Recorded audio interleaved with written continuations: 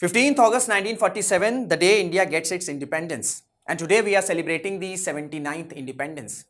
India का freedom struggle बहुत ज़्यादा लंबा था एंड बहुत ऐसे इंपॉर्टेंट इवेंट्स रहे जिन्होंने कंट्रीब्यूट किया इंडिया के इंडिपेंडेंस में। चाहे हम गांधी जी के सत्याग्रह की बात कर लें, हम नॉन कोऑपरेशन मूवमेंट की बात कर लें, हम एचएसआरए की डिफरेंट रेवोल्यूशनरी एक्टिविटीज़ की बात कर लें, हम सिविल डिसोबीडियंस मूवमेंट की बात कर लें, हम क्विट इंडिया मूवमेंट की बात कर लें, हम सुभाष चंद्र बोस जी की इंडियन नेशनल आर्मी की बात कर लें। ऐसे बहुत से इंपॉर्टेंट इवेंट्स रहे हैं जिन्होंने इंडिया की इंडिपेंडेंस में एक बहुत ही इंपॉर्टेंट रोल प्ले किया है।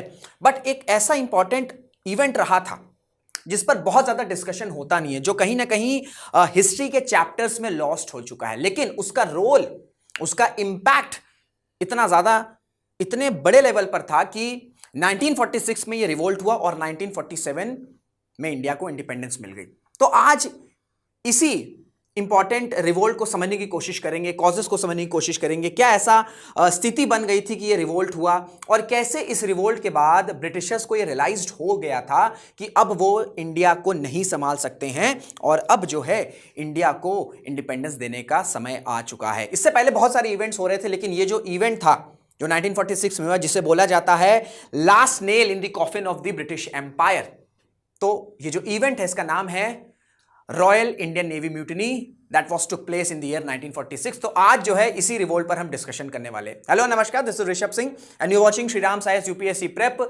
इसी तरीके की एनालिसिस, क्वालिटी कंटेंट आपको इस चैनल पर मिलती है, तो रिक्वेस्ट है चैनल को सब्सक्राइब जरूर कर लीजिएगा। और एक और बहुत ही इंपॉर्टेंट इंफॉर्मेशन है, आप सबको पता है कि we are celebrating Independence Day, तो इसी ऑस्पिशियस मूवमेंट पर श्रीराम साइंस के जितने भी कोर्सेस हैं, चाहे 1 ईयर फाउंडेशन कोर्स हो, चाहे 2 ईयर फाउंडेशन कोर्स हो, या प्रिलिम्स की टेस्ट सीरीज हो, मेंस की टेस्ट सीरीज हो, ऑप्शनल बैचेस हो, जो भी बैचेस आप एनरोल करना चाहते हैं, इस वक्त बहुत ही अच्छा मूवमेंट है, बहुत ही अच्छा टाइम है, क्योंकि सभी कोर्सेस पर है आपका 25% अप टू 25% जो है वो डिस्काउंट चल रहा है। तो अभी जो अगर आप एनरोल होते हैं क्लासेस में, बैचेस में, तो आपको जो करंट प्राइस है उससे 25% लेस में वो प्राइसेस मिल जाएगा, लेस में वो जो कोर्स है मिल जाएगा। एंड ये जो डिस्काउंट है ये आपका सिर्फ 18 अगस्त तक ही लिमिटेड है एंड लिमिटेड सीट है, लिमिटेड सीट ऑफर है। तो अगर आपने डिसाइड कर लिया है कि you want to enroll in a proper foundation batch, तो this is the correct time। जो है डिस्काउंट का फायदा उठाइए एंड अपने पैसे बचाइए, अपनी यूपीएससी प्रिपरेशन को जो है आगे बढ़ाइए। इसी के साथ साथ ऐसे स्टूडेंट्स जिनको यूपीएससी प्रिपरेशन में बहुत सारे डाउट्स हैं कि प्रिपरेशन करनी कैसी है, कैसे स्टार्ट करनी रहती है, when to start, how to start, क्या वो अपनी यूपीएससी प्रिपरेशन में स्टक है, जो भी आपके डाउट्स हैं, आप श्रीराम आईएएस के फ्री 1-to-1 मेंटोरशिप फॉर्म, जो कि आपको इस वीडियो के description box and comment box दोनों मिल जाएगा, वहां आप अपने सभी डाउट्स जो है पिन डाउन कर सकते हैं एंड फिर हमारे जो क्वालिफाइड मेंटर्स हैं वो आपके सभी डाउट्स को रिजॉल्व करेंगे। तो मैंने आपको बताया कि 1946 में रॉयल इंडियन नेवी म्यूटिनी हुई थी और इस तरीके की आपको हेडलाइंस देखने को मिल सकती है कि Indian sellers in revolt, 6 hours battle with British troops. 18 फरवरी 1946 को ये रिवोल्ट स्टार्ट हुआ था। 18 फरवरी 1946 को ये रिवोल्ट स्टार्ट हुआ था एंड सिर्फ 5 दिन ही रिवोल्ट चला था। 23 फरवरी आते आते जैसे तैसे जो है ब्रिटिशर्स ने इस रिवोल्ट को सप्रेस किया था। और मैं आपको बताना चाहूंगा कि इस रिवोल्ट को सप्रेस करने के लिए लिटरली ब्रिटिशर्स को अपनी टैंक्स सड़कों पर उतारनी पड़ी थी, ठीक है, एनिमिनेशन उतारनी पड़ी थी, आर्टिलरी उतारनी पड़ी थी, तब जाकर जो है ये रिवोल्ट जो है ये कंक्लूड हुआ था, ये किसी तरीके से सप्रेस हुआ था। क्योंकि ये जो रिवोल्ट है ये सिर्फ इंडियन सेलर्स तक ही लिमिटेड नहीं था। ये जो रिवोल्ट है ये बहुत बड़े लेवल पर जो आम जनता थी इंडिया की, वहां पर जो है ये स्प्रेड हो चुका था। चाहे हम नॉर्मल वर्कर्स की बात करें, हम पेजेंट्स की बात करें, हम वर्किंग क्लास की बात करें, हम वुमेन की बात करें, हर तरह से इस रिवोल्ट को सपोर्ट किया गया था, कंट्रीब्यूशन हुआ था। इस वजह से ये रिवोल्ट को एक तरीके से लास्ट वॉर ऑफ इंडिपेंडेंस भी आप कहीं सर्च करोगे, लास्ट वॉर ऑफ इंडिपेंडेंस, तो आपको कहीं ना कहीं ये रिवोल्ट होता, ये जो रिवोल्ट है इसका नाम आपको देखने को मिल जाएगा, क्योंकि फरवरी 1946 में खत्म हुआ था रिवोल्ट और उसके बस 1 साल के अंदर अंदर जो है इंडिपेंडेंस भारत को मिल गई थी। तो ये इंपैक्ट रखता है। अब सवाल ये बनता है कि 1946 में ऐसा क्या हुआ, क्यों ये रिवोल्ट उस टाइम शुरू हुआ एंड किस तरीके से रियलाइजेशन हो गया ब्रिटिश इंडिया को कि भाई अब तो हम नहीं संभाल सकते। देखिए, पहला रीजन ये था, आप सबको पता है कि 1939 was the year in which second world war started.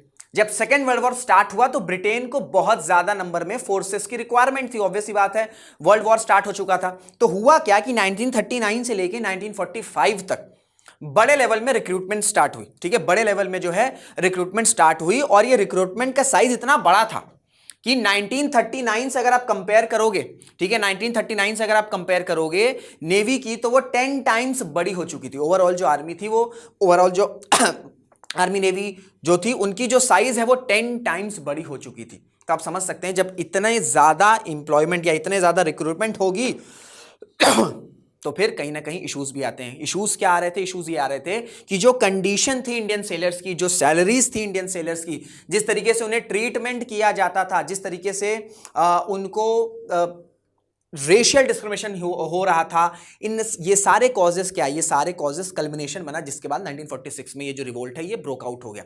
क्योंकि अगर मैं बात करूं the first war of independence किसे कहा जाता है? Revolt of 1857।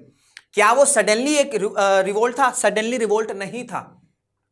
1757 से लेकर जो activities British east India company की चल रही थी उसका कल्मिनेशन था, 100 ईयर्स का कल्मिनेशन था, जो कि रिजल्ट हमें हमको दिखा कहां पर? रिवोल्ट ऑफ 1857 में। इसी तरीके से लास्ट 6-7 सालों से जिस तरीके से ट्रीटमेंट की जा रही थी, जिस तरीके से डिस्पैरिटी हो रही थी, जिस तरीके से डिस्क्रिमिनेशन हो रहा था between British sellers, between Indian sellers, ये सब कहीं ना कहीं इंपॉर्टेंट फैक्टर्स बने थे, जिसके बाद इंडियन सेलर्स ने डिसाइड किया, इंडियन सेलर्स ने डिसाइड किया कि अब जो है रिवोल्ट करने का समय आ चुका है। तो मैंने आपसे बताया कि 1945 में आते आते 1939 से आप कंपेयर करोगे, जो साइज थी वो 10 टाइम्स हो चुकी थी, प्लस जो सैलरी का डिफरेंस था between British sellers and Indian sellers, ये 10 टाइम्स ज्यादा था। ये 10 टाइम्स, यानी कि एग्जाम्पल के तौर पर कोई इंडियन सेलर अगर उस वक्त ₹2, अगर उसकी सैलरी ₹2 है, तो उसके counter part that is the British seller, उसकी सैलरी अराउंड कितनी होगी? ₹20। 10 टाइम्स ज्यादा थी, 10 times which is huge, 10 times which is huge. साथ ही साथ क्या हो रहा था कि जो फूड प्रोवाइड्स किए जा रहे थे, जिस तरीके से क्वार्टर्स जो है इंडियन सेलर्स को प्रोवाइड किए जा रहे थे, जिस तरीके से यूनिफॉर्म्स उनको दी जा रही थी, एंड जिस तरीके से उनको ट्रैवल कराया जा रहा था मिडिल ईस्ट में, इजिप्ट में, डिफरेंट कंट्रीज में, क्योंकि second world war broke out हुई थी और इंडियन सोल्जर्स ने बहुत ही ज्यादा बड़े लेवल पर कंट्रीब्यूशन किया था। और हमारे कई हमारे सोल्जर्स, मिलियंस में, लाखों में हमारे सोल्जर्स थे, दोनों वॉर्स को अगर मिलाओगे तो उनकी जानें गई थी। तो बेटर फूड के लिए वो बात कर रहे थे, बेटर क्वालिटी की बात कर रहे थे, बेटर यूनिफॉर्म्स की बात कर रहे थे। वो ये कह रहे थे कि सैलरी में जो डिफरेंसेस है, जो डिस्क्रिमिनेशन है, जो डिस्पैरिटी, भाई से कम करो, क्योंकि हम ग्राउंड पर हैं, हम ट्रूप्स की तरह हैं, हम जो हैं आपके बिहाफ पर लड़ रहे हैं, सारी प्रॉब्लम्स हम फेस कर रहे हैं। We are at the forefront and you are discriminating us in terms of salary, in terms of food, in terms of uniforms. So ये तो नहीं चल पाएगा। तो ये 2-3 ऐसे इंपॉर्टेंट रीजंस थे, प्लस साथ ही साथ जो फूड्स वगैरह दिए जा रहे थे, जो कंपार्टमेंट थे, वो बहुत ही बी ग्रेड की क्वालिटी के थे। बी ग्रेड मतलब बहुत ही खराब कंडीशन में थे, बहुत ही खराब कंडीशन में थे। प्लस एक ये भी सेंटिमेंट आ रहा था कि जो हमारे सेलर्स हैं, जो हमारी नेवी के पर्सनल्स हैं, उनको आपने डिफरेंट कंट्रीज में प्लेस किया हुआ है, चाहे मिडिल ईस्ट की बात कर लें, इंडोनेशिया की बात कर लें, तो उनको वापस लेके आओ। ये सारे ऐसे ग्रीवांसेस थे जो कंटिन्यूसली इंडियन सेलर्स जो है वो पिच कर रहे थे ब्रिटिशर्स के अगेंस्ट या ब्रिटिशर्स से। पर क्या ब्रिटिशर्स सुन रहे थे? ब्रिटिशर्स नहीं सुन रहे थे। तो ये सारे इवेंट्स चल रहे थे। इसी के साथ एक ट्रिगरिंग इवेंट हुआ, जैसे मैंने आपको बताया the first war of independence 1857 के पीछे कॉजेज इकोनॉमिक भी थे, सोशल भी थे, पॉलिटिकल भी थे। बट जो ट्रिगरिंग इवेंट क्या था? ट्रिगरिंग इवेंट था कि जो नई राइफल इंट्रोड्यूस करी गई थी, जो ग्रीस्ड राइफल इंट्रोड्यूस करी गई थी, उसमें उसने एक ट्रिगर इवेंट किया एंड ये जो रिवोल्ट है ब्रेक आउट हो गया। इसी तरीके से एक और इंपॉर्टेंट ट्रिगरिंग इवेंट ये था कि 1945 में Indian national army, Subhash Chandra Bose की इंडियन नेशनल आर्मी के लीडर्स को जिस तरीके से उनका ट्रायल्स चल रहा था, ठीक है, जिस तरीके से उनको पब्लिकली उनका ट्रायल्स चल रहा था, ये कहीं ना कहीं एक गुस्से की तरह काम किया इंडियन सेलर्स में। एंड ये डिसाइड हो गया कि भाई इस तरीके से ट्रीटमेंट तो नहीं दी जा सकती है। तो ये सारे कॉजेज, उनके अपने इश्यूज थे। सैलरी की बात कर लें, फूड की बात कर लें, कंडीशंस की बात कर लें, डिस्पैरिटी की बात कर लें, डिस्क्रिमिनेशन की बात कर लें, एज एन इंडिविजुअल ये सारी कंप्लेंट्स थी। बट एज अ होल जो इंडियन नेशनल आर्मी के लीडर्स के साथ उनका जो ट्रायल किया जा रहा था, जिस तरीके से उनको ट्रीट किया जा रहा था, इसने एक ट्रिगरिंग पॉइंट की तरह काम किया। एंड फाइनली हमने देखा कि 18 फरवरी 1946 को रिवोल्ट ब्रोक आउट हो गया। उसी के साथ साथ एक और इंपॉर्टेंट इवेंट था कि जिस तरीके से इंडियन नेशनल आर्मी ने साउथ ईस्ट की साइड से, अगर हम देखें इंडिया की जो नॉर्थ साउथ ईस्ट साइड से चलेंगे, जो इंडियन नॉर्थ ईस्ट साइड तक पहुंच गए थे, ठीक है, जिस तरीके से ब्रिटिश आर्मी को खदेड़ा गया था इंडियन नेशनल आर्मी के द्वारा, इससे एक और सेंटिमेंट आया या इससे एक और रियलाइजेशन आई इंडियन सेलर्स में कि जो ब्रिटिश एम्पायर है, जो वास्ट ब्रिटिश एम्पायर है भाई, इसको हराया जा सकता है, इसको हराया जा सकता है। प्लस 1945 में सेकेंड वर्ल्ड वॉर के दौरान जिस तरीके से बैकफुट पे रहा था ब्रिटिश, ये सारी चीजों ने एक रियलाइजेशन दे दिया। जिस तरीके से हमारी इंडियन नेशनल आर्मी ने, जिस तरीके से साउथ ईस्ट एशिया से चलते चलते जो इंडिया की नॉर्थ ईस्ट की तरफ जो उन्होंने मार्च किया था, जिस तरीके से ब्रिटिश फोर्सेस लिटरली फेस नहीं कर पाए थे, ये एक रीजन। प्लस जैसे 1942 तक हिटलर का एक बड़ा एडवांटेजेस पोजीशन थी, जहां पर जितनी भी यूरोप की कंट्रीज हैं एक टफ टास्क दे रहा था। तो ये ऐसे कुछ इवेंट्स बने थे जिसमें रियलाइजेशन हो गया इंडियन सेलर्स को कि भाई ये जो वास्ट, ये जो ह्यूमंगस एम्पायर है, ब्रिटिश एम्पायर है, इसको भी हराया जा सकता है, ये इनविंसिबल नहीं है, इसे जो है अगर हम यूनाइट होंगे तो साथ में हराया जा सकता है। एंड विद दिस इवेंट जो है आपका रॉयल इंडियन नेवी रिवोल्ट जो है बॉम्बे से स्टार्ट होता है, बॉम्बे से जो है स्टार्ट होता है, और ये बॉम्बे से बढ़ते बढ़ते कराची, कैलकाटा, दिल्ली, फिर आपका विशाखापट्टनम, जामनगर, ये सब बड़ी तेजी से फायर हुआ, बड़ी तेजी से स्प्रेड हुआ, बड़ी तेजी से स्प्रेड हुआ। और आप ये भी समझ सकते हो, जैसे मैंने आपको बताया कि ये रियलाइजेशन हो गई थी इंडियन सेलर्स को कि नहीं, ये इवेंट जो है, ये जो ब्रिटिश एम्पायर को हराया जा सकता है। इस वजह से इन्होंने जो नेवी का नाम रखा था, क्या रखा था? Indian national navy, Indian national navy. ये सेंटिमेंट आ चुका था कि नहीं, अब जो है हमें अपनी कंट्री को फ्री कराना है। इस नाम से आप समझ सकते हो, ठीक है, इस नाम से आप समझ सकते हो कि इन्होंने इस मूवमेंट को क्या दिया, इंडियन नेशनल नेवी। इसी के साथ साथ कुछ दो इंपॉर्टेंट नाम है, आप याद रख लीजिए। सेलर्स ने नाम इसलिए इलेक्ट किया था एमएस खान को as the president and Madan Singh को एज दी वाइस प्रेसिडेंट। और ये जो 18 फरवरी को क्या हुआ था कि 1100 सेलर्स जो कि आपके HMIS तलवार पर थे, इन्होंने अपना काम रोका एंड स्ट्राइक डिक्लेयर कर दी, एंड जैसी स्ट्राइक डिक्लेयर करी, ये जो रिवोल्ट है बॉम्बे में बड़ी तेजी से स्प्रेड हुआ। अब देखिए, जो जैसे ही काम रोका, स्ट्राइक को अनाउंस किया, उसके बाद जो सबसे इंपॉर्टेंट चीज थी वो ये थी कि जो बुचर आइलैंड है, इस बुचर आइलैंड को कंट्रोल में कर लिया गया। ठीक है, इस बुचर आइलैंड को कंट्रोल में कर लिया गया। Just a second. सबसे पहले इंडियन सेलर्स ने क्या किया कि जो बुचर आइलैंड है, जो कि बड़ा इंपॉर्टेंट आइलैंड था, क्यों इसको कंट्रोल में कर लिया था? क्योंकि जो बॉम्बे प्रेसिडेंसी की, ठीक है, जो बॉम्बे प्रेसिडेंसी के जितने भी वेपन्स थे, एम्यूनिशन थे, ये सब कहां स्टोर किए जाते थे? ये सब आपके बुचर आइलैंड में ही स्टोर किए जाते थे। इसी के साथ साथ यहां पर इस आइलैंड पर टेलीफोन और वायरलेस इक्विपमेंट भी देखने को मिलेगा। सबसे पहला काम इंडियन सेलर्स ने क्या किया कि इस इंपॉर्टेंट बुचर आइलैंड को अपने कंट्रोल में कर लिया, सो दैट भाई वेपन ज्यादा से ज्यादा हो जाए। और या जो ब्रिटिशर्स हैं, उनके जो बॉम्बे प्रेसिडेंसी में जो जहां पर सबसे ज्यादा वेपन स्टोर हैं, उसको जल्द से जल्द अपने कंट्रोल में ले लो, सो दैट वेपन्स का इस्तेमाल ना कर सकें और ये रिवोल्ट जो है वो चलता रहे। और साथ ही साथ टेलीफोन एंड वायरलेस इक्विपमेंट को भी अपने कंट्रोल में कर लिया था। फिर जैसे मैंने आपको बताया कि ये सारे इवेंट्स हुए, ये बड़ी तेजी से डिफरेंट सिटीज में फैल गए। ठीक है, बड़े डिफरेंट सिटीज में फैल गए। उसके बाद क्या हुआ कि जो सिविलियन टेलीफोन एक्सचेंज है, इसको अपने कंट्रोल में कर लिया, जो केबल नेटवर्क है, इसको अपने कंट्रोल में कर लिया, एंड सबसे इंपॉर्टेंट जो ट्रांसमिशन सेंटर है खिड़की पर, इसको भी अपने कंट्रोल में कर लिया था। और ये सारे चैनल्स जो मैंने आपको बताए ना, बॉम्बे में जो सब चल रहा था, ये सारे नेटवर्क, चाहे सिविलियन टेलीफोन एक्सचेंज हो, चाहे केबल नेटवर्क हो, चाहे ट्रांसमिशन सेंटर हो, ये कम्युनिकेशन की तरह काम करते थे। ये कम्युनिकेशन की तरह काम करते थे किसके बीच? Between Indian government and British government. तो इस कम्युनिकेशन लाइन को ही ब्रेक कर दिया, ठीक है, इस कम्युनिकेशन लाइन को ही ब्रेक कर दिया। एंड इसके नेक्स्ट डे क्या हुआ? इसके नेक्स्ट डे जो इंडियन सेलर्स हैं, उन्होंने रैली निकाली। रैली में उन्होंने डिफरेंट स्लोगन्स दिए।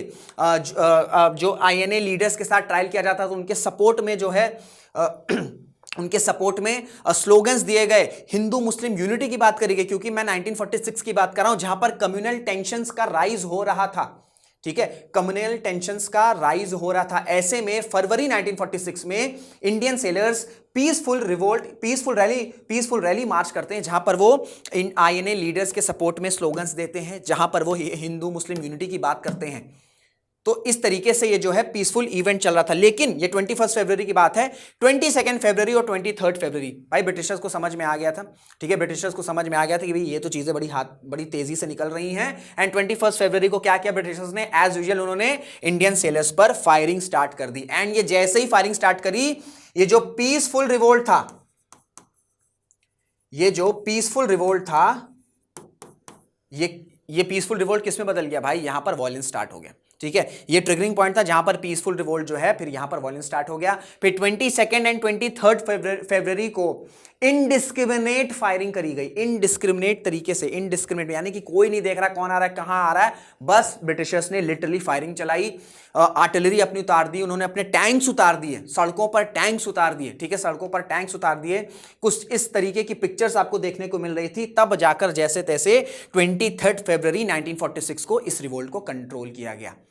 लेकिन ब्रिटिशर्स को ये क्यों रियलाइजेशन हुआ कि अब जो है इंडिया में हम चीजें सस्टेनेबल नहीं कर सकते हैं, उसका सबसे बड़ा रीजन ये था कि जो ब्रिटिश था, जो एज अ ब्रिटेन कंट्री थी, बहुत ही छोटी आइलैंड कंट्री है, बट वो अक्रॉस द ग्लोब किस तरीके से अपने एडमिनिस्ट्रेशन को कंट्रोल करती थी, वो आर्मी के थ्रू करती थी। ठीक है, वो आर्मी के थ्रू करती थी, वो एयरफोर्स के थ्रू करती थी, वो नेवी के थ्रू करती थी।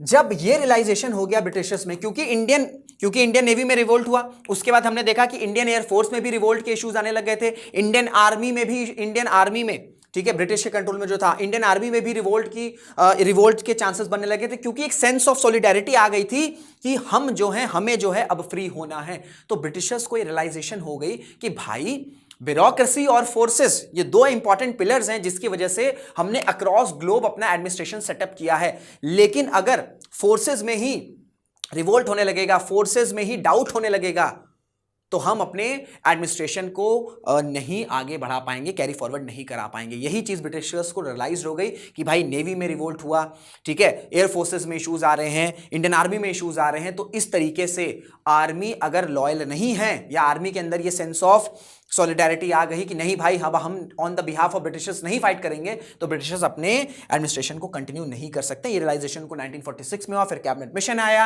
And in the year 1947 we got independence. इस वजह से इस इवेंट का जो रियलाइजेशन था ब्रिटिशर्स को कि भाई अब जो है हम आर्म फोर्सेस पर रिलाई नहीं कर सकते हैं, ये रियलाइजेशन उनको समझ में आ गया कि अब जो है कंट्री को फ्री करना होगा। एंड दैट्स वाई इस रिवोल्ट को बोला जाता है कि it worked as the last nail in the coffin of the British Empire. तो ये था पूरा entire discussion Royal Indian Navy mutiny पर in the year 1946। I hope आपको ये सेशन समझ में आया होगा। बहुत से स्टूडेंट्स, बहुत से नॉर्मल लोगों को भी इस इंसिडेंट के बारे में बहुत ज़्यादा नहीं पता है। तो अगर आपको ये इंटरेस्टिंग लगा, इंफॉर्मेटिव लगा, तो डेफिनेटली, और आपके मेंस में सवाल भी पूछा गया है कि किस तरीके से रॉयल इंडियन नेवी म्यूटिनी ने last nail in the coffin of the British Empire की तरह काम किया। तो ये आपके मेंस के लिए भी काफ़ी ज़्यादा इंपॉर्टेंट है। तो अगर ये सेशन इंफॉर्मेटिव लगा तो उसे शेयर करिएगा, ज़्यादा से ज़्यादा लोगों के साथ शेयर करिएगा, सो दैट ज़्यादा से ज़्यादा लोगों को पता चल सके कि किस तरीके से हमने स्ट्रगल किया है, तब जाकर हमें 1947 में इंडिपेंडेंस मिली थी। एंड ये सब कुछ ऐसे रिवोल्ट्स हैं जिस पर बहुत ज़्यादा आपको डिस्कशन भी देखने को नहीं मिलता है। तो विद दिस नोट इस वीडियो को एंड करते हैं। चैनल पर अगर आप नए हैं तो चैनल को सब्सक्राइब जरूर कर लीजिएगा, वीडियो को लाइक जरूर करेगा, शेयर जरूर करेगा एंड कॉमेंट भी जरूर से करिएगा। तो इसी के साथ इस वीडियो को एंड करते हैं। This is Rishabh Singh signing off. जय हिंद, जय भारत, वंदे मातरम।